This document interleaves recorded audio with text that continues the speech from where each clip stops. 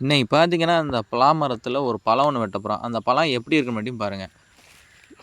மேல உள்ள 3 பழத்தில ஒரு பழத்த தான் வெட்ட போறோம். அது பார்த்தீங்கன்னா, அந்த ஒரு பழம் பார்த்தீங்கன்னா, பழுத்து எப்படியும் ஒரு 3, 4 நாளைக்கு ஆயிருச்சு.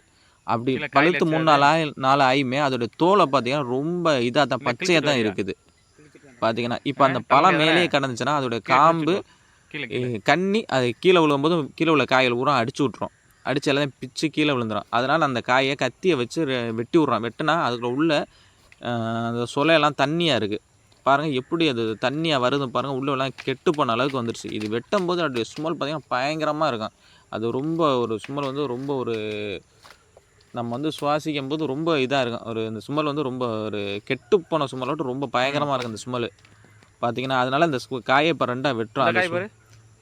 கீழ அந்த இப்ப இடையில வெட்டிடும்போது போற ஒரு அத காய் இருக்கு. தண்ணியெல்லாம் அந்த கீழ தளம் பாரு. விழுந்ததுக்கப்புறம் அதோட வெயிட் கம்மியாயிரும். அந்த மேல உள்ள காயோட வெயிட் வந்து ம். கம்மியாயிரும். கம்மியானாக்குல அது விழுந்தாலும் கீழ உள்ள காயெல்லாம் பேத்துறாது. அதனால தான் அங்க போய் வெட்டி விடுறோம் அப்படி. உள்ள பார்த்தீங்கன்னா, அந்த சொல நொதித்தல்னு சொல்லுவோம்ல, அது மாரி நொதிச்சு அதோடைய ஸ்மெல் வந்து ஒரு கத்தி ரொம்ப கலரு. நொதித்ததுக்கப்புறம் என்ன ஸ்மெல் வருமோ, அந்த ஸ்மெல் அந்த பழத்துடைய ஸ்மெல் அப்படி இருக்கும் அந்த ஸ்மெல்லு பார்த்தீங்கன்னா.